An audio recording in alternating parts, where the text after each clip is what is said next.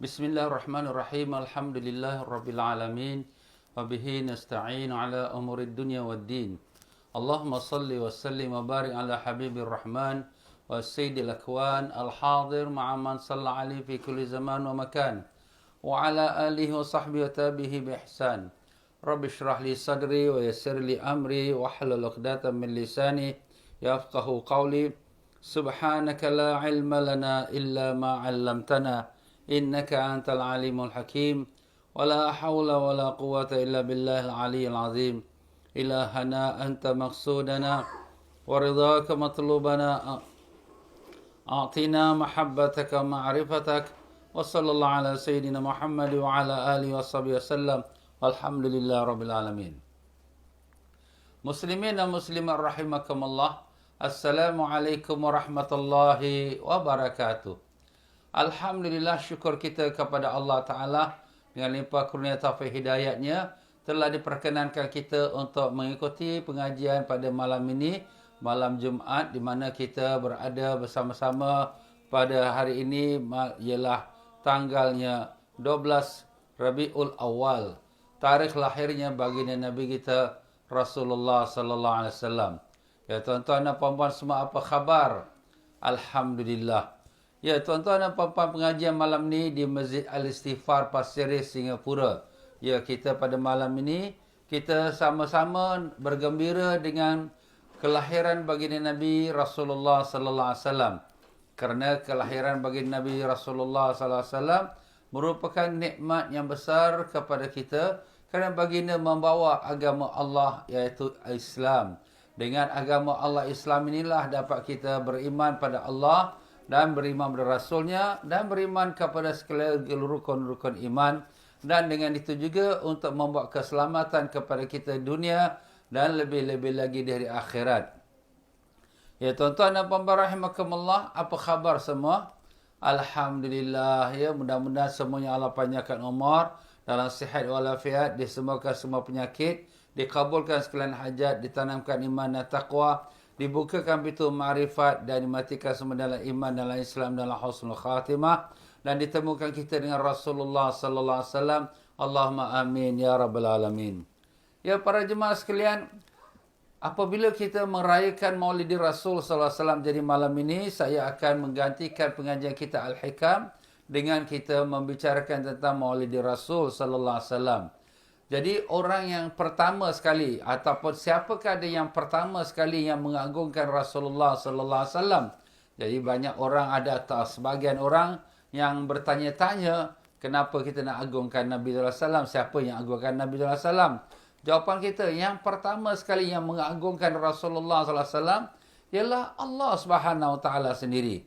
Masya-Allah, Allah yang Maha Pencipta, dia sendirilah yang telah mengagungkan Rasul sallallahu alaihi wasallam.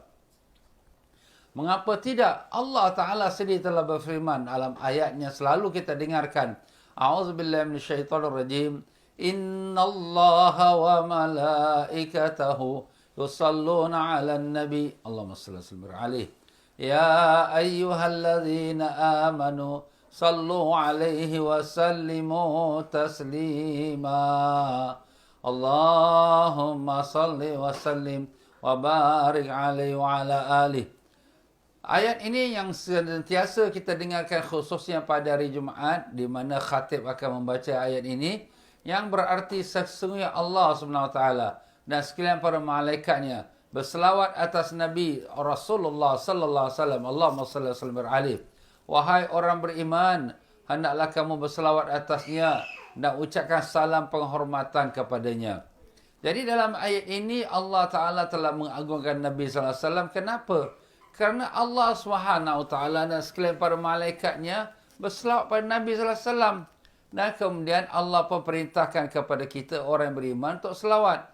Jadi kalau kita lihat daripada perintah selawat ini, adalah satu perintah yang tak pernah berlaku pada salat atau perintah-perintah yang lain. Allah Ta'ala sebelum memerintahkan kepada orang beriman berselawat, Allah sendiri buat pengisytiharan, Allah dan malaikatnya berselawat. Manakala ibadat yang lain seperti solat, Allah tak kata Allah salat. Dan demikian juga bila ibadat puasa, Allah tak mengatakan Allah puasa. ibadat haji. Allah tak katakan Allah haji. Tetapi dalam ibadat salawat, sebelum Allah perintah kita salawat, Allah membuat pengisytiharan yang Allah dan malaikat salawat.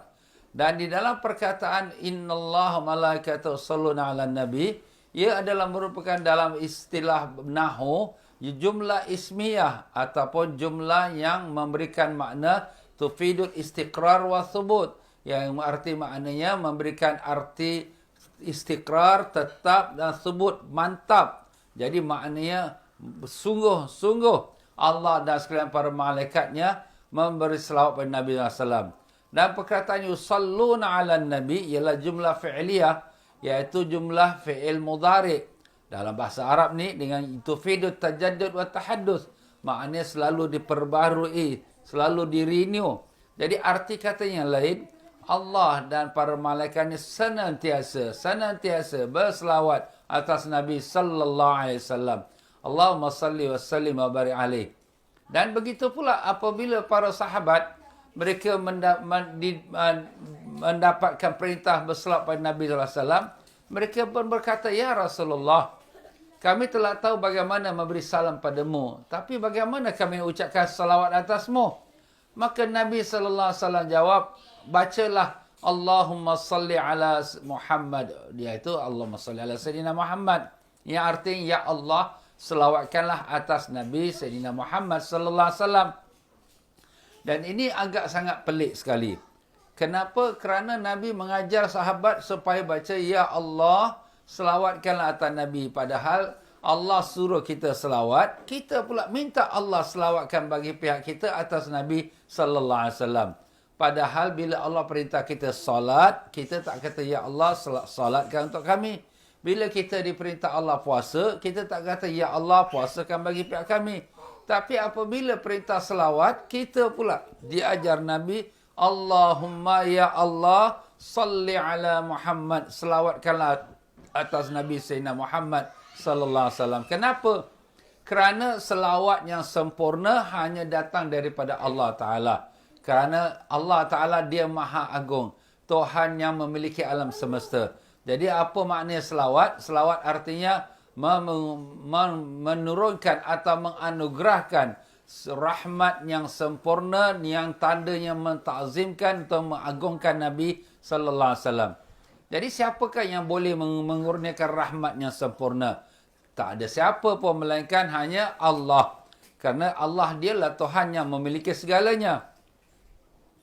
Dan demikian juga Allah Subhanahu Wa Taala telah memuliakan bagi Nabi kita sallallahu alaihi wasallam dengan di mana Allah sendiri menganugerahkan akan rahmat kepada Nabi sallallahu alaihi wasallam berterusan. Jadi Allah mengagungkan Nabi kita Rasulullah sallallahu alaihi wasallam.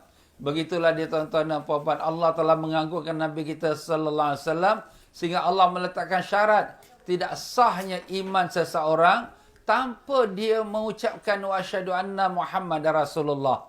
Anda kata ada orang yang kafir nak memeluk agama Islam, dia mengucap la asyhadu an la ilaha illallah, tak sah lagi iman dia sampai dia sempurnakan wa asyhadu anna Muhammadar Rasulullah sallallahu alaihi wasallam. Tengok, Allah Taala telah letakkan tab darjat bagi Nabi yang tinggi. Bahkan Nabi sendiri mengatakan tidak sah iman seorang sampailah dia cinta kepada Nabi lebih daripada segalanya.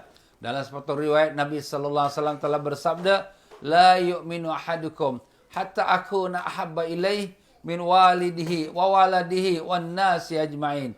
Belum sempurna iman seseorang kamu sehingga aku terlebih dikasihinya, lebih dari ayahnya, lebih daripada anaknya dan lebih daripada manusia seluruhnya. Hadis riwayatkan Imam Bukhari dan Muslim. Jadi dalam kata yang lain, bahawa iman seseorang tu masih tergantung lagi selagi dia tidak membenarkan atau membuktikan benar-benar bagaimana kasih sayang cintanya kepada Rasulullah sallallahu alaihi wasallam. Ya tuan-tuan dan puan-puan, pernah Sayyidina Umar radhiyallahu datang dan mengatakan, "Ya Rasulullah, aku cinta padamu setelah cintaku pada diriku dulu." Jawab Nabi, "La ya Umar, la." Nabi kata, "Tidak, belum lagi beriman ya Umar." Sehinggalah Sayyidina Umar berkata, "Ya Rasulullah, aku mencintai engkau lebih daripada segala-galanya dan lebih daripada diriku sendiri." Maka Nabi menjawab, Al-an ya Umar, al-an. Sekarang inilah baru kau benar-benar beriman. Begitu juga Allah SWT telah mengagungkan Nabi kita sallallahu alaihi wasallam sehingga dia merupakan sebagai satu syarat untuk Allah menerima taubatnya Nabi Adam alaihissalam. Kita semua tahu bagaimana Nabi Adam alaihissalam dengan hikmah Allah memakan buah larangan dan dikeluarkan daripada syurga, diturunkan ke dunia. Dan Nabi Adam alaihissalam memohon taubat daripada Allah dengan berkat syafaat Nabi sallallahu alaihi wasallam. Maka Allah bertanya pada Nabi Adam, dari mana kau tahu nama Nabi Sayyidina Muhammad sallallahu alaihi wasallam? Maka jawab Nabi Adam alaihissalam, ya Allah, saat pertama kau tiup roh dalam jasadku, aku lihat semua tiang-tiang arash, semua pintu-pintu syurga, semua daun-daun pokok, semua tertulis La ilaha illallah Muhammadur Rasulullah sallallahu alaihi wasallam. Dan aku yakin tidak ada nama diletakkan sebelah namamu ya Allah, melainkan adalah dia orang yang sangat kau kasihi. Jawab Nabi SAW, benar wahai Adam, laulahu ma khalaqtuka. Kalau tidak kerana dia, aku tak jadikan kau. Dan dalam hadis yang lain, kalau tidak kerana dia, aku tidak jadikan alam semesta ini. Begitulah dia tuan-tuan dan puan-puan rahimakumullah. Allah SWT telah menjadikan Nabi kita Rasulullah sallallahu alaihi wasallam sebelum dijadikan segala makhluk yang lain. Begitulah Rasulullah sallallahu alaihi wasallam pernah ditanya oleh sahabatnya bernama Jabir, apakah dia perkara yang pertama sekali yang telah diciptakan oleh Allah Ta'ala sebelum Allah cipta segala-galanya? Maka Nabi kita sallallahu alaihi wasallam menjawab bahawa Allah Ta'ala yang pertama sekali cipta ialah nur Nabimu ya Jabir. Masya Allah. Jadi Nabi kita sallallahu alaihi wasallam sudah pun wujud dalam bentuk nur sebelum Nabi Adam alaihissalam sendiri, sebelum langit dan bumi diciptakan oleh Allah Ta'ala. Subhanallah. Walaupun hadis itu ada khilaf alim ulama, tapi ada sebagian ulama kita juga yang menerima hadis tersebut. Ya tuan-tuan dan puan-puan, begitulah Rasulullah sallallahu alaihi wasallam, manusia yang telah diagungkan Allah sebelum dilahirkan ke dunia ini. Dan pada malam Nabi sallallahu alaihi wasallam dilahirkan, malam 12 Rabiul Awal, merupakan satu malam yang sangat besar sekali. Kerana pada malam itu Allah menerangi alam semesta ini. Dan Allah perintahkan pada malaikat Jibril, ya Jibril, beritahu pada sekalian penduduk langit dan bumi, malam ini aku akan lahirkan kekasihku, nur yang telah aku pelihara untuk menjadi rahmat pada alam semesta ini. Subhanallah. Begitulah seluruh malaikat-malaikat turun ke bumi untuk menyambut akan kelahiran bagi Nabi sallallahu alaihi wasallam. Dan begitu juga bidadari-bidadari menghiaskan dirinya. Semua pintu-pintu syurga dibuka, semua pintu-pintu neraka ditutup. Dan begitulah alam ini dipenuhi dengan nur dan cahaya menerangi seluruh alam buana ini. Subhanallah. Dan begitulah dia Rasulullah sallallahu alaihi wasallam apabila keluar ke alam dunia ini, Rasulullah sallallahu alaihi wasallam telah dalam keadaan bersih, suci, tak ada setitis darah pun atas tubuh badan Nabi. Bahkan baginda Nabi sallallahu alaihi wasallam telah pun bercelak dan telah pun berkhitan dan telah terputus pusatnya. Bahkan Nabi sallallahu alaihi wasallam baunya harum, lebih harum pada bau kasuri, dan rambutnya pun berminyak dengan Masya Allah. Subhanallah tuan-tuan, luar biasa. Sebagian riwayat menyebutkan Nabi sallallahu alaihi wasallam lahir saja dalam keadaan sujud, dan kemudian jarinya mengangkat satu jarinya menandakan ketuhanan Allah yang Maha Esa. Pada saat pertama Nabi sallallahu alaihi wasallam telah dilahirkan oleh ibunya Sayyidatina Aminah, datuknya iaitu Abdul Muttalib, dengan segera membawa Nabi sallallahu alaihi wasallam masuk ke dalam Kaabah. Bahkan tak pernah seorang anak pun pada hari pertama dilahirkan dibawa ke dalam Kaabah. Itulah dia Rasulullah sallallahu alaihi wasallam. Begitulah dia muslimin rahimakumullah. Jadi Allah Subhanahu wa taala telah agungkan Rasulullah sallallahu alaihi wasallam dan disucikan diri baginda Nabi sallallahu alaihi wasallam secara zahir dan batin. Dalam ayatnya Allah Taala berfirman, "Innama yuridullahu liyuzhiba ankumur rijsa ahlal baiti wa yutahhirakum tatahira." Sesungguhnya Allah hendak menghapuskan perkara-perkara yang mencemarkan diri kamu wahai ahlul bait, iaitu keluarga Nabi, dan hendak membersihkan kamu sebersih-bersihnya dari segala perkara yang keji. Maka Allah Ta'ala telah sucikan Nabi kita sallallahu alaihi wasallam. Bahkan suci Nabi sallallahu alaihi wasallam itu bukan seperti biasa. Bahkan peluh-peluh yang keluar pada tubuh badan Nabi ini lebih wangi daripada bau kasturi. Sehingga kan kisah Ummu Anas radhiyallahu anha, apabila baginda Nabi sallallahu alaihi wasallam sedang berbaring, berpeluh daripada dahi Nabi, dia ambilnya satu botol dan dia tadahkan peluh itu. Nabi pun terkejut. Nabi tanya, kamu apa ini? Maka dia kata, ya Rasulullah, aku kumpulkan peluh kau tu dan aku bagikan kepada anak-anak supaya mendapat barakahnya. Masya Allah, begitulah mulianya Nabi SAW. Dan baginda Nabi SAW, tubuh badannya semuanya wangi. Tak ada bau peluh, tak ada bau hapak, tak adalah bau macam kita manusia. Bahkan siapa yang Nabi bersalaman dengan dia, akan dapat dikenali kerana bau tangannya itu berpanjangan beberapa hari. Dan di mana Nabi SAW duduk, akan dikenali tempat duduk Nabi kerana tempat duduk Nabi itu akan berpanjangan beberapa hari wangi dan harumnya. Dan mana-mana budak yang Nabi SAW pegang kepalanya, akan dapat dikenali kerana kepala budak itu akan berbau harum dan wangi untuk beberapa hari lamanya. Subhanallah. Baginda Nabi adalah suci tubuh badannya. Bahkan darah Nabi SAW pernah Nabi berbekam. Dan Nabi perintahkan kepada Abdullah bin Zubair, ya Abdullah bin Zubair radhiyallahu anhuma, supaya buangkan darah bekam ini. Maka Abdullah bin Zubair ini, dia bila bawa balik, dia nak letak kat mana dia tak tahu. Kenapa ni darah Nabi, tak boleh sembarangan, tak boleh campak-campak macam biasa, nanti orang langkah-langkah orang pijak. Maka akhirnya kerana takzim dia kepada Nabi sallallahu alaihi wasallam, maka dia minum darah itu. Besoknya apabila datang berjumpa dengan Nabi sallallahu alaihi wasallam, Nabi tanya, Abdullah, mana kau letak darah aku itu? Dia pun kata, ya Rasulullah, aku telah minum darah itu. Maka Nabi sallallahu alaihi wasallam pun menjawab, tidaklah seseorang yang bahagian diri aku ada dalam dirinya, melainkan Allah haramkan dia daripada api neraka. Masya Allah.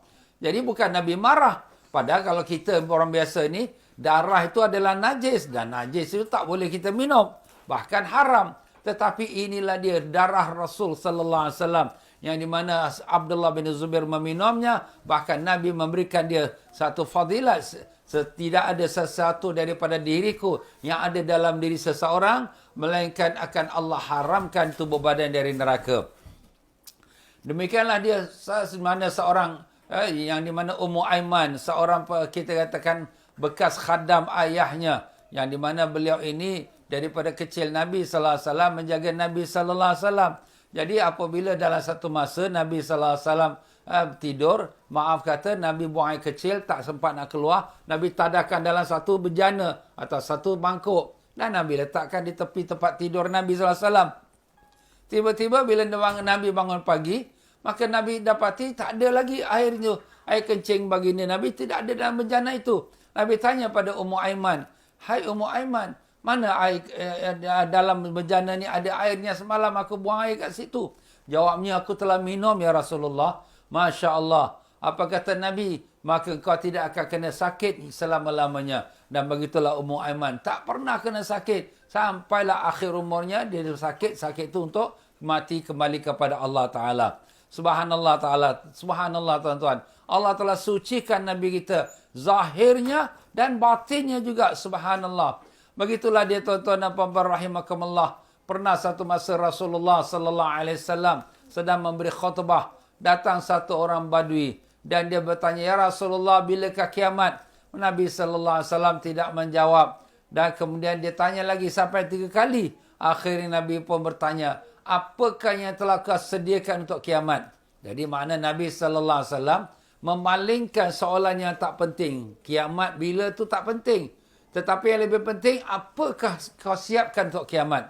Maka jawablah lelaki ini, aku tidak menyediakan salat yang banyak atau puasa yang banyak. Yalah, kalau salat sunat, puasa sunat, itu sikit-sikit adalah. Yang wajib tu buatlah. Maka tetapi aku cinta pada Allah dan cinta pada Rasulnya. Jawab Nabi SAW, iaitu seseorang itu akan bersama dengan orang yang dia cinta. Jadi arti kata yang lain, kalau kita cinta kepada penyanyi-penyanyi, besok kita akan sama-sama dengan penyanyi-penyanyi. Kalau kita cinta dengan bintang filem, besok kita akan sama-sama dengan bintang filem itu. Kalau kita cinta dengan para alim ulama, kita akan bersama-sama dengan para alim ulama. Kalau kita cinta kepada nabi-nabi, kita akan bersama dengan nabi-nabi. Dan kalau kita cinta dengan Rasulullah sallallahu alaihi wasallam, kita akan bersama-sama dengan Rasulullah sallallahu alaihi wasallam. Masya Allah Ta'ala tuan-tuan ya. Jadi mencintai Rasulullah SAW merupakan satu ibadat yang besar kerana dia membawa kita bersama-sama dengan Nabi Rasulullah sallallahu alaihi wasallam. Bahkan Nabi sallallahu alaihi wasallam sendiri pun Allah Subhanahu wa taala telah meletakkan kewajipan untuk memberitahu kepada umat yang beriman supaya cinta kepada keluarga Nabi, bukan hanya pada diri Nabi, bahkan pada keluarga Nabi sallallahu alaihi wasallam. Allah taala firmankan, a'udzubillahi minasyaitonirrajim, qul la as'alukum alaihi ajra illal mawaddata fil qurba. Katakanlah ya Muhammad, aku tidak meminta kepada kamu sebarang upah, melainkan kasih sayang kepada ahli keluargaku. Maknanya Nabi bukan minta upah, tapi Nabi minta supaya kita kasih sayang kepada keluarga Nabi.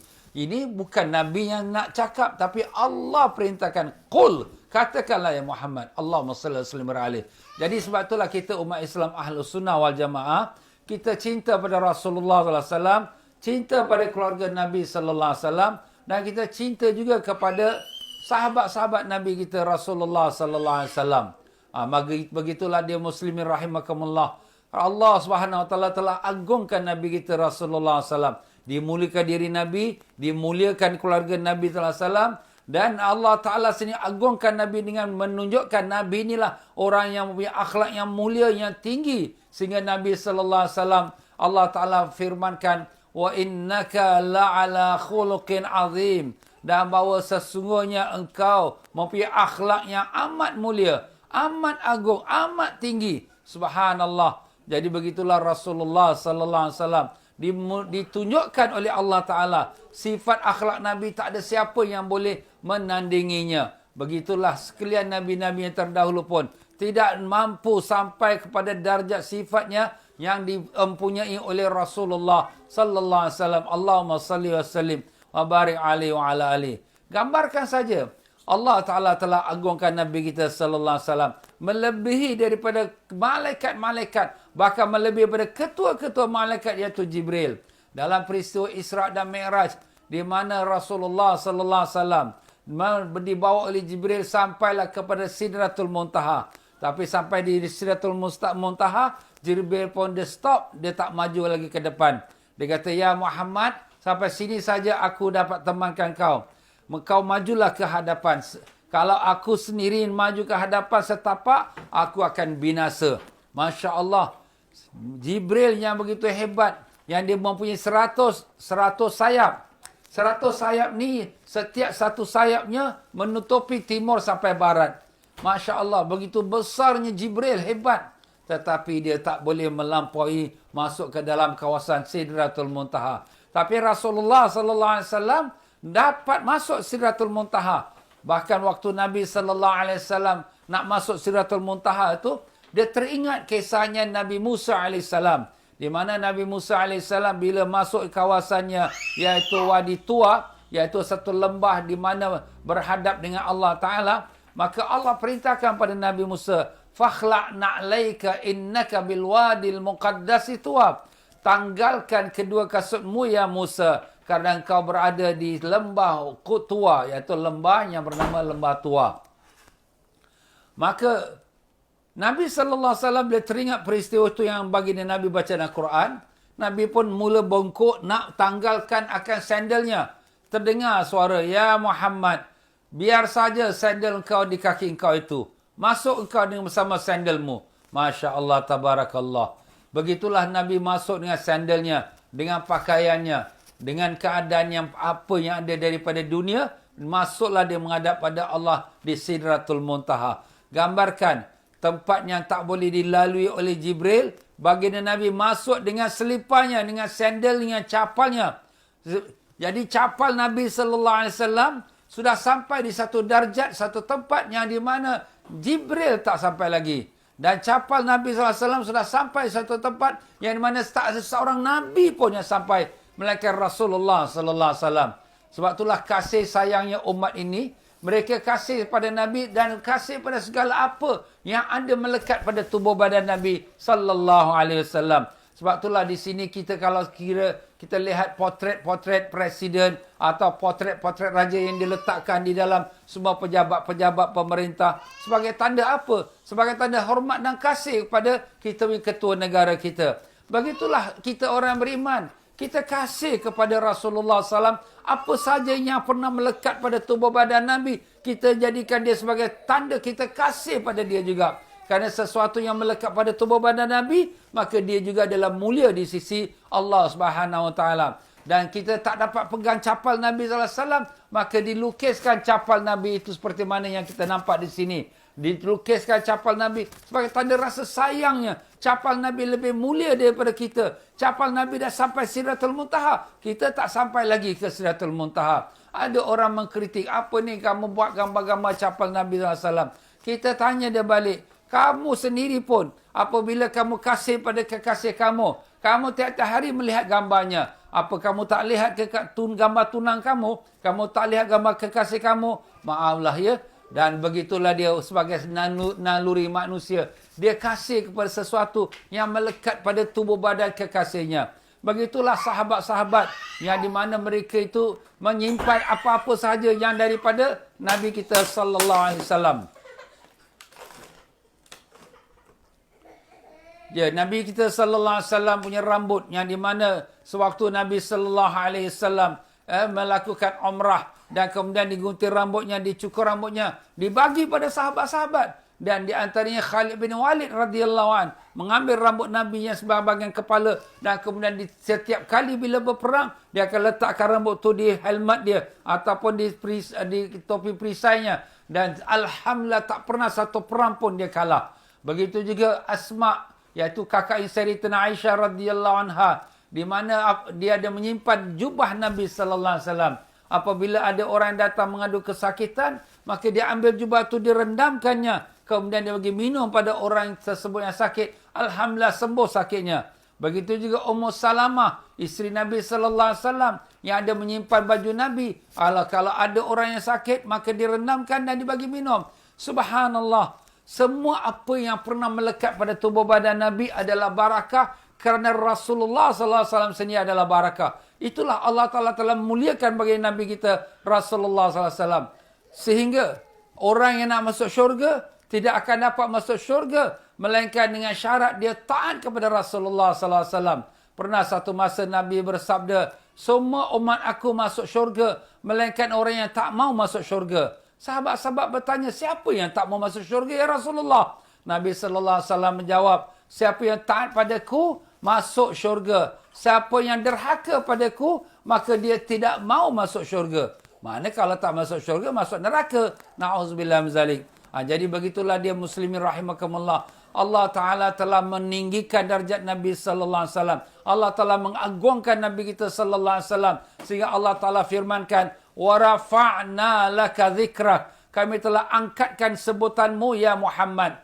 Jadi Jibril pun turun dan Jibril pun bertanya, ya Rasulullah, tahukah engkau bagaimana Allah mengangkatkan akan namamu? Nabi sallallahu alaihi wasallam jawab, Allahu alam. Allah saja yang Maha mengetahui. Maka Jibril mengatakan, sesungguhnya Allah Taala telah meletakkan setiap kali menyebut nama Allah, pasti nama engkau diletakkan di sampingnya. Apabila seseorang nak memeluk Islam, dia menyebutkan nama Allah, asyhadu an la ilaha illallah, tidak sah Islamnya sampai dia menyebutkan wa asyhadu anna Muhammadar Rasulullah sallallahu alaihi wasallam. Begitulah setiap kali bila kita mendengarkan kumandangnya azan-azan yang dilaungkan, setiap kali sebut asyhadu an la ilaha illallah akan disebutnya asyhadu anna Muhammadar Rasulullah sallallahu alaihi wasallam. Allahumma salli wa sallim alaihi.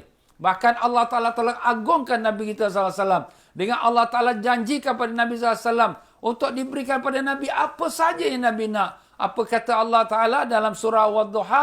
A'udzubillahi minasyaitonir rajim. Wala sawfa yu'tika rabbuka fatarda. Dan pasti sekali Tuhanmu akan memberi kepadamu sehingga engkau rida.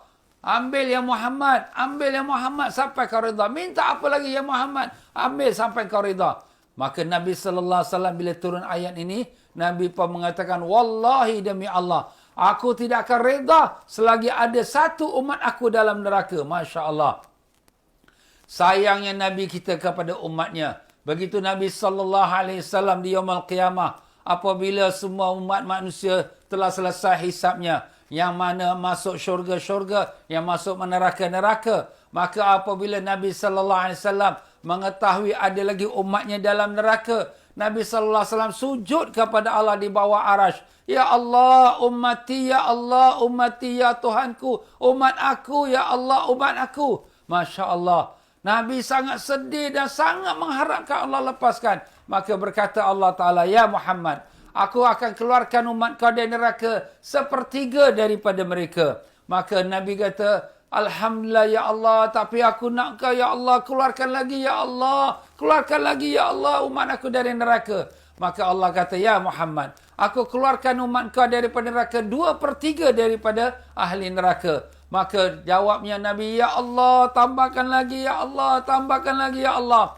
Maka Allah Ta'ala perintahkan pada malaikat Jibril, malaikat Malik yang menjaga neraka, keluarkan semua umat Nabi Muhammad SAW selagi mereka ada iman walau sebesar biji sawi dalam hati mereka. Maka keluarlah berbondong-bondong umat Nabi Sayyidina Muhammad SAW daripada neraka selagi mana mereka ada iman walau sebesar biji sawi dalam hatinya. Tapi yang tak ada iman, yang sudah kufur, yang sudah murtad, yang sudah terkeluar pada Islam, mereka akan kekal dalam neraka buat selama-lamanya. Masya Allah. Inilah dia kekasih Allah. Yang di mana kasih dia kepada umatnya mengatasi kasih ibu ayah kita kepada kita. Kita di hari akhirat, kita tak mencari isteri, tak mencari suami, tak mencari ibu, tak mencari ayah. Kenapa? Semuanya nafsi-nafsi akan mementingkan diri sini. Bagaimana diriku, bagaimana diriku. Tapi Rasulullah sallallahu alaihi wasallam, dialah sahaja seorang insan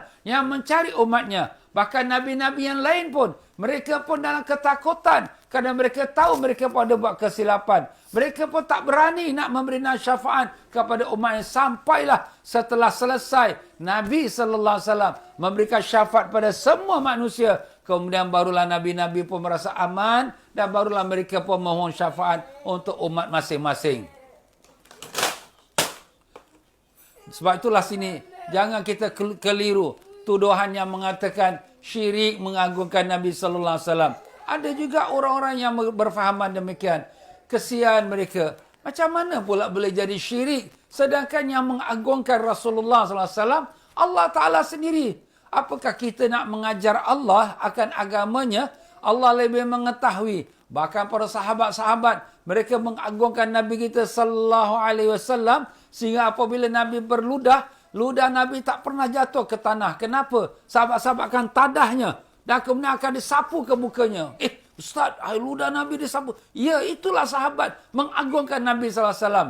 Dan bahkan Nabi apabila berwuduk, air wuduk Nabi itu ditadah oleh sahabat-sahabat untuk mereka minumkan dia, sapukan muka dia. Masya Allah. Begitu sahabat memuliakan, mengagungkan Nabi sallallahu alaihi wasallam. Kerana mereka kenal Nabi kita. Dia adalah manusia. Tapi bukan sebarang manusia. Apakah sama batu tepi jalan dengan batu permata? Dua-dua tu batu juga. Muhammadun bashar, walaysa ka bashar. Iaitu manusia, Muhammad itu adalah manusia. Tapi bukan seperti manusia. Batu permata. Namanya batu. Batu granit tepi jalan. Namanya batu. Tapi apakah sama batu ini dengan batu itu? Pasti sekali tak sama. Batu granit orang pijak, orang kencingkan dia. Tak ada siapa marah.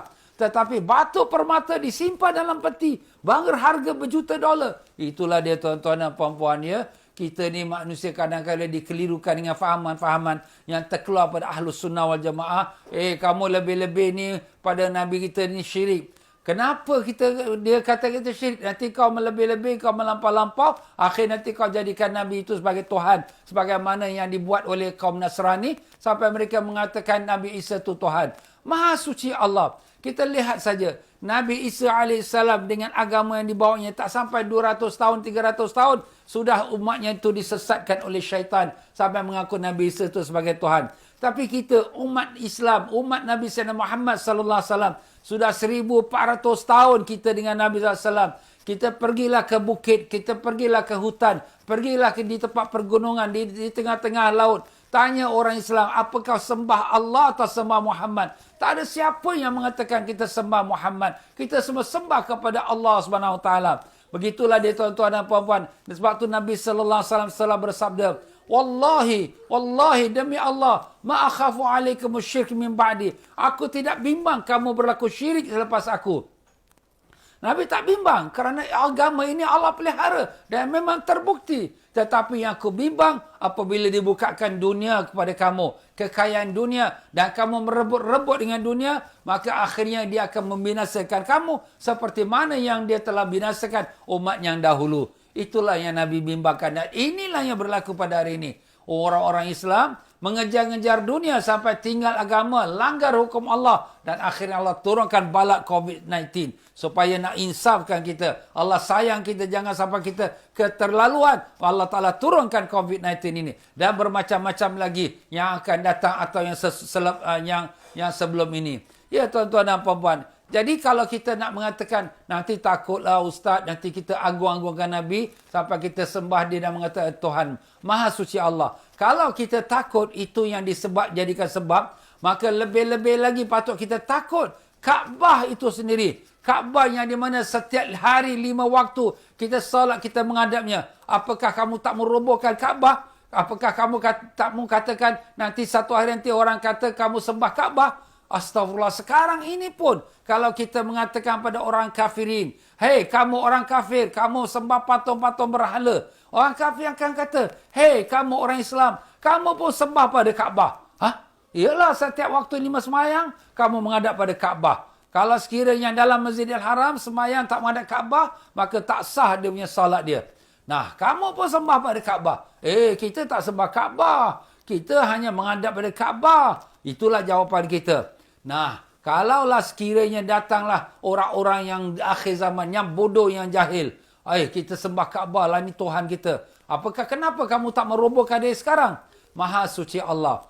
Allah pelihara agama ini. Ini sudah dijanji oleh Rasulullah SAW. Akhir khutbah Nabi SAW di atas mimbar di bumi Madinah dalam Masjid Nabawi. Bahawa Nabi mengatakan, Wallahi demi Allah, aku tak bimbang atas kamu berlaku syirik. Tapi aku bimbang kalau dibukakan dunia untuk kamu. Itulah dia tuan-tuan dan puan-puan. Jadi begitulah dia Rasulullah SAW. Yang di mana Allah sendiri yang mengagungkan Nabi. Dan Allah mewajibkan kita mengagungkan Nabi. Macam mana Allah wajibkan kita pula agungkan Nabi? Allah telah berfirman, A'udzubillahi minasyaitonirrajim. Wa min zalika wa man yu'azzim sya'airallah fa innaha min taqwal qulub. Dan dengan demikian itu, siapa yang mengagungkan syiar Allah, maka itulah tanda hati yang bertakwa. Apa makna syiar? Syiar itu maknanya sesuatu yang disebut, dia melambangkan agama Islam. Bila sebut Al-Quran, itulah kitab orang Islam. Bila sebutnya Kaabah, itulah kiblat orang Islam. Bila sebutnya Nabi Sayyidina Muhammad sallallahu alaihi wasallam, itulah dia Nabi orang Islam. Dan syiar yang paling besar sekali ialah Rasulullah sallallahu alaihi wasallam. Sebab kalau tak ada Rasulullah sallallahu alaihi wasallam, tak ada siapa nak sembahyang menghadap Kaabah. Tak ada siapa nak mengucap kalimah la ilaha illallah. Tak ada siapa yang dapat baca Al-Quran. Quran pun tak ada. Tapi Rasulullah SAW yang Allah jadikan perantaraan untuk membawa Islam kepada kita umat manusia. Jadi syiar paling besar sekali ialah Rasulullah SAW. Nah, jadi Allah mengata siapa yang mengagungkan syiar Allah. Jadi kita wajib mengagungkan syiar Allah. Wajib kita mengagungkan Rasulullah SAW. Kenapa? Kerana itulah tanda orang yang bertakwa. فَإِنَّهَا مِنْ تَقْوَى الْقُلُوبِ. Itulah tanda orang yang bertakwa, hati yang bertakwa. Nah, takwa kepada Allah, sunat ke harus ke wajib? Wajib bertakwa. Ya ayyuhallazina amanu taqullaha haqqa tuqatih. Wahai yang beriman, bertakwalah kamu pada Allah dengan sebenar-benar takwa. Jadi takwa itu wajib. Maka mengagungkan Nabi SAW adalah sifat orang takwa. Maka mengagungkan Nabi SAW pun adalah wajib. Masya Allah. Bukan sunat, bukan harus. Bahkan wajib. Bahkan Allah Ta'ala telah firmankan.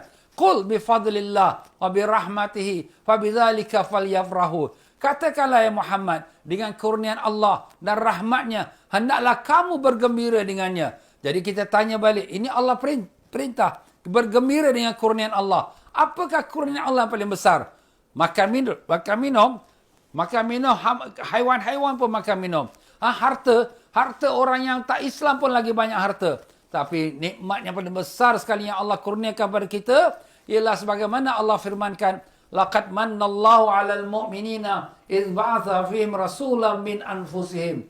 Sesungguhnya telah Allah Taala kurniakan pada orang beriman dengan mengutuskan kepada mereka seorang rasul daripada kalangan mereka. Surah Al-Imran ayat 164. Jadi kurnian Allah yang paling besar sekali ialah utusan Rasulullah SAW. Dan apakah dia rahmat yang paling besar sekali? Tak ada rahmat yang lebih besar daripada rahmat yang dibawa oleh Nabi sallallahu alaihi wasallam. Wa ma arsalnaka illa rahmatan lil alamin. Tidak kami utuskan kau ya Muhammad melainkan sebagai rahmat pada alam semestanya. Masya-Allah. Jadi Rasulullah lah merupakan kurnian Allah paling besar dan rahmat Allah paling besar, dan kita disuruh oleh Allah Taala untuk kita bergembira dengan kurnia Allah dan rahmat Allah. Maka inilah dia tuan-tuan dan puan-puan, alim-alim ulama kita mengadakan Maulidin Nabi sallallahu alaihi wasallam untuk kita gembira dengannya. Habis ustaz, ni Maulid Nabi ni Nabi ada buat tak? Jawapan kita, apakah Nabi ada buat ke tidak? Sememangnya Nabi sallallahu alaihi wasallam ada melakukannya. Macam mana pula ada lakukannya? Baginda Nabi sallallahu alaihi wasallam selalu berpuasa pada hari Isnin. Dan sahabat Abu Qatadah menceritakan bahawa ditanya pada Nabi sallallahu alaihi wasallam, kenapa Nabi selalu puasa hari Isnin? Nabi sallallahu alaihi wasallam jawab, fihi wulidtu wa fihi unzalu aliyah. Pada hari Isnin itu aku dilahirkan. Nabi mengenang akan hari lahirnya. Wa fihi unzila alai, dan pada hari Isnin itu juga aku diwahyukan, wahyu yang pertama. Jadi Nabi sallallahu alaihi wasallam bukan 1 tahun sekali, bahkan bukan sebulan sekali. Setiap hari Senin, Nabi sallallahu alaihi wasallam merayakan akan hari lahirnya dengan berpuasa. Ustaz, Nabi puasa, kenapa kita tak puasa? Ya, Nabi merayakan dengan puasa, itu tanda kesyukuran Nabi sallallahu alaihi wasallam. Kita bersyukur pada Allah Ta'ala dengan berbagai cara. Ada dengan cara kita berpuasa, dengan cara kita bersedekah, dengan cara kita bagi orang makan, dengan cara kita menunjukkan rasa gembira, kita menjemput orang ramai untuk menghadiri majlis kesyukuran. Macam kita sekarang, Allah bagi kita rezeki dapat anak, kita pun adakan majlis kesyukuran, jemput orang ramai. Macam itulah juga kita bersyukur pada Allah kerana telah kurniakan kita seorang Nabi yang sangat mulia. Kerana Nabilah kita hari ini dapat iman. Kerana Nabilah baru kita mengenal Allah dan Rasul. Kerana Nabilah kita dimuliakan oleh Allah Ta'ala. Nabi sallallahu alaihi wasallam sebaik-baik Nabi dan umatnya sebaik-baik umat. Sehingga kan Nabi Musa AS apabila baca dalam kitab Taurat, kelebihan umat Nabi sallallahu alaihi wasallam yang di mana umur mereka pendek-pendek tetapi amalan mereka tinggi bergunung-gunung. Kerana semua amal mereka dilipat gandakan oleh Allah Ta'ala. Nabi Musa kata, ya Allah, jadikanlah umat itu dari umat aku daripada golongan umat itu. Allah Ta'ala kata, tidak, itu adalah umat Ahmad, iaitu Nabi sallallahu alaihi wasallam. Nabi Musa minta pada Allah, ya Allah, aku baca dalam kitab Taurat bahawa umat ini adalah umat yang di mana sangat mulia dan tinggi darjatnya. Maka jadikanlah umat aku daripadanya. Allah Ta'ala kata, tidak ya Musa, itu adalah umat Ahmad. Allah Ta'ala berikan banyak kelebihan pada kita umat Nabi SAW. Kerana apa? Kerana kemuliaannya. Baginda Nabi kita Rasulullah SAW, kita dapat menumpang di bawahnya. Itulah dia tuan-tuan. Jadi kalau macam tu mulia Nabi SAW dan kita dapatkan dari keberkahannya, kenapa kita tidak rasa gembira dengan Nabi kita SAW? Sangat pelik, sangat ajaib. Orang yang mengatakan dia kasih pada Nabi, tapi tak bergembira dengan hari lahir Nabi SAW. Cuba kita lihat, kalau kita sayang pada anak kita, sudah tentu kita gembira dengan hari lahirnya. Kita buatkan peringatan hari lahirnya. Kita gembira dengan isteri kita. Kita buatkan hari anniversary perkahwinan kita. Kerana kita gembira. Ini kita gembira dengan Rasulullah SAW, tapi kita tak suka mengadakan majlis memperingati kelahiran Nabi SAW. Sungguh tak masuk akal. Tetapi sememangnya, seluruh alam ini gembira dengan hari lahir Nabi SAW. Sekalian pokok, batu, kayu, haiwan, semua gembira. Bahkan Abu Lahab sendiri, yang di mana bila dia dapat berita daripada hamba ni yang bernama Suwaibah Islamiyah, yang memberitakan, ya Abu Lahab, sesungguhnya engkau telah mendapat anak saudara yang dilahirkan oleh Sayyidatina Aminah, anaknya pada Abdullah. Maka Abu Lahab kata, ya Suwaibah, aku sangat gembira dengan berita yang kau bawa ni. Aku merdekakan kau. Maknanya hamba dia tu dibebaskan. Dan disuruhnya Suwaibah menyusukan Nabi sallallahu alaihi wasallam.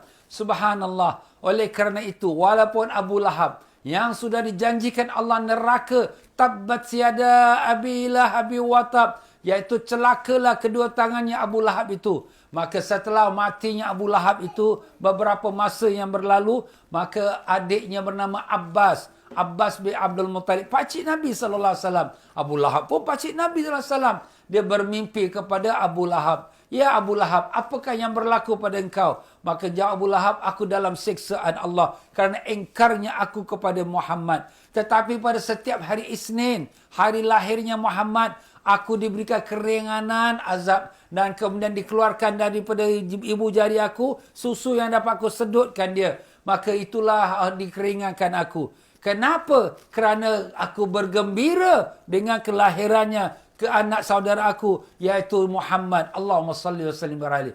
Kalaulah si kafir Abu Lahab, yang di mana dia sudah dijamin neraka, mendapat manfaat, dapat kebaikan dengan kerana dia gembira dengan lahirnya Nabi Sayyidina Muhammad sallallahu alaihi wasallam, bagaimana dengan orang-orang yang beriman? Orang-orang yang di mana sepanjang hidupnya bergembira dengan Rasulullah sallallahu alaihi wasallam, apakah tak dapat manfaat?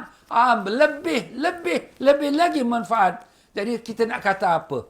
Nak kita kata apa pada orang yang marah untuk diadakan maulidin Nabi? Tak suka, ini ustaz, ini bid'ah. Ini semua bid'ah. Jawapan kita, ya, kalau kamu nak kata bid'ah, kita boleh perbahaskan. Tapi soalannya, bid'ah itu adalah satu status. Status itu satu kedudukan dia. Yang dia tak dibawa oleh Nabi. Itu pun boleh dipersoalkan. Tetapi itu bukan hukum. Hukum syariat kita ada 5. Apa dia? Iaitu wajib, sunat, haram, makruh dan harus. Ini 5 kita punya syariat kita, hukum syariat kita. Iaitu wajib, sunat, haram, makruh, harus. Nah, kalau kamu kata ini bid'ah, okey kita terima. Kalau kita terima, maka apakah hukum dia? Wajib atau haram? Sunat atau makruh atau harus? Nak letak mana? Oh, haram, Nabi tak buat. Haram, bid'ah. Jawapan kita tengok apa di dalam maulid. Dalam maulid kita baca ayat Quran. Apakah itu bid'ah? Itu disuruh oleh Allah, Nabi kita. Disuruh oleh Allah, faqra'ul Quran. Dan Nabi pun menyuruh kita. Dan dalam maulid kita membaca selawat pada Nabi SAW. Apakah baca selawat pada Nabi itu bid'ah? Bahkan Allah sendiri mengatakan, ya ayyuhallazina amanu sallu. Wahai yang beriman, selawat pada Nabi SAW. Nah, dalam maulid kita memuji Nabi SAW. Apakah memuji Nabi SAW itu bid'ah? Allah Ta'ala sendiri memuji Nabi SAW. Wa innaka la'ala khulqin azim. Sungguh kau ya Muhammad di atas akhlak yang paling mulia. Allah puji Nabi dengan berbagai pujian yang telah kita sebutkan tadi. Jadi, mana hukumnya? Nak kita kata haram, tak ada benda haram. Nak kita kata ini, oh ustaz ni bagi-bagi makan ni. Bagi makan adalah satu sunnah Nabi. Apa kata Nabi pada saat pertama Nabi masuk ke kota Madinah? Ya ayuhan nas, afshus salam. Ya wahai manusia, hamburkan salam. At'imu ta'am, beri orang makan. Wassallu wan nasu niyam. Tadkhulul jannata darassalam. Dan salatlah waktu manusia sedang tidur, iaitu salat tahajud. Masuklah kamu dalam syurga Darussalam. Memberi makan itu satu ibadat yang besar. Nabi sendiri perintah. Subhanallah. Jadi mana yang letaknya bid'ahnya haram? Yang di mana masuk neraka? Cubalah kita fikir dengan akal kita yang rasional. Akal kita, jangan ikut membabi buta saja. Jangan ikut hanya kata, oh Nabi tak buat ini haram, ini bid'ah, ini masuk neraka. Kita kena lihat banyak lagi perkara bid'ah yang dibuat oleh para sahabat. Sayyidina Abu Bakar radhiyallahu an, setelah wafat Nabi sallallahu alaihi wasallam, disyurkan oleh Sayyidina Umar, ya Abu Bakar, aku lihat bahawa kita perlu kumpulkan Quran menjadikan satu kitab. Kerana Al-Quran di zaman Nabi tak ada dikumpul dalam satu kitab. Semuanya berpecah-pecah. Ada yang dihafal, ada yang ditulis di tembok, ada yang ditulis di batu, ada yang ditulis di pelepah-pelepah rumah, di tulang-tulang dan sebagainya. Jadi Sayyidina Umar cadang kepada Sayyidina Abu Bakar supaya kumpulkan Quran semua dalam satu buku. Sayyidina Abu Bakar kata, ya Umar, tidak. Anda kata kalau kau suruh aku pindahkan satu bukit dari ke tempat ni ke tempat lain, aku akan usahakan dia. Tapi kau menyuruh aku buat satu perkara yang Nabi tak buat, aku tidak mau. Tapi sampai akhirnya, Sayyidina Abu Bakar terima cadangan Sayyidina Umar dan terbuka hati dia. Dan Alhamdulillah, hari ini kita dapat baca Quran dengan satu buku.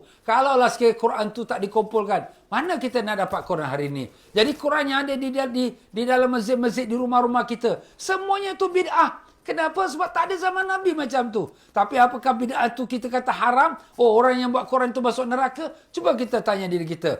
Ustaz, ini bid'ah ni. Quran semua bid'ah. Begitu juga semua ilmu-ilmu yang kita belajar. Di zaman Nabi mana ada ilmu nahu? Di zaman Nabi mana ilmu fiqh? Di zaman Nabi mana ilmu tauhid? Tak ada. Yang menyusun ini semua alim ulama. Nabi cuma sampaikan saja. Tapi tak ada kata, mari hari ini aku nak ajar ilmu fikih. Tak ada. Hari ini aku nak ajar ilmu nahu. Tak ada. Dan bahkan dalam Quran tu sendiri pun ada bid'ah. Zaman Nabi sallallahu alaihi wasallam, Al-Quran yang ditulis oleh sahabat di tulang ke, di pelepah kurma ke, atau di batu ke, tidak ada baris. Baris tak ada. Bahkan titik pun tak ada. Macam mana diorang baca? Sebab orang Arab ni dia tengok saja dia tahu dah apa yang dimaksudkan. Tak payah nak titik. Macam ya ada titik. Kha ada titik. Zai ada titik. Zaman saat Nabi tak ada titik. Bahkan baris pun tak ada baris atas, baris bawah. Tak ada. Itu hanya timbul pada zaman Sayyidina Ali radhiyallahu menjadi khalifah. Nah, ini pun bid'ah. Kalau kita kata ini bid'ah, masuk neraka. Kamu baca Quran, tak ada titik, tak ada baris. Macam mana nak baca? Subhanallah tuan-tuan. Jadi sekadar namanya bid'ah itu bukan hukum. Yang hukumnya 5. Iaitu wajib atau haram ataupun sunat atau makruh atau harus. Itulah kitanya syariat kita. Jadi pertimbangkanlah para jemaah sekalian ya. Mudah-mudahan dengan kita mengenal akan kebesaran keagungan Nabi kita Rasulullah sallallahu alaihi wasallam, maka dapatlah kita Allah SWT mendapatkan kita barakah dan syafaat Nabi sallallahu alaihi wasallam. Allahumma ya Allah ya Tuhan kami, ampunkanlah segala dosa kami, kesilapan kami, kesalahan kami, kelemahan kami, kebodohan kami ya Allah. Ya Allah, berikanlah hidayah pada kami dan sekalian kaum muslimin ya Allah. Jadikanlah hati kami sentiasa mengagungkan dan memuliakan baginda Nabi kami Rasulullah sallallahu alaihi wasallam. Ya Allah ya Tuhan kami, kurniakanlah kami dapat dibangkitkan di yaumul qiyamah bersama-sama Rasulullah sallallahu alaihi wasallam. Kuatkanlah iman kami ya Allah. Mudahkanlah kami untuk mengerjakan sunnah-sunnah baginda Nabi Rasulullah sallallahu alaihi wasallam. Ya Allah, angkatkanlah COVID-19 ini daripada kami, negara kami, dengan jiran kami dan seluruh dunia Allah. Kurniakanlah kami kesabaran menghadapi ujian-Mu dan syukur pada segala nikmat-Mu dan ridha dengan takdir-Mu. Ya Allah, ya Tuhan kami, selamatkan umat Islam kami di Perancis ya Allah.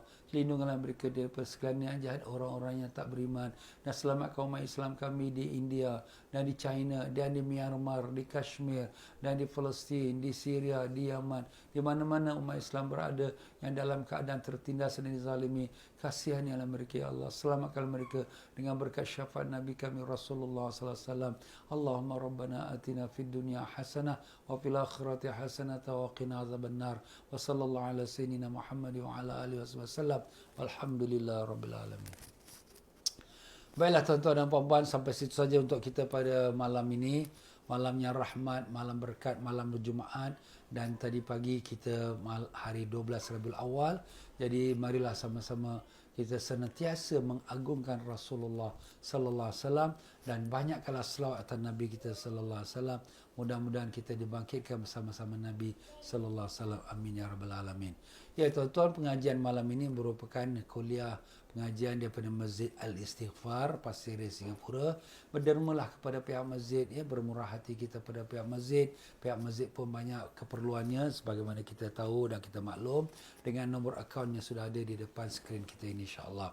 Baiklah, sampai situ saja untuk kita malam ini. Saya minta maaf banyak-banyak dalam penyampaian saya mungkin ada tersilap kata, terkasar bahasa, tersinggung perasaan.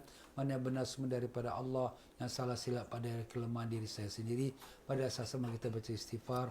Astaghfirullahalazim, astaghfirullahalazim, astaghfirullahalazim. Subhanakallahumma bihamdika asyhadu an la ilaha illa anta astaghfiruka wa atubu ilaik. Wabillahi taufiq wal hidayah. Wassalamualaikum warahmatullahi wabarakatuh.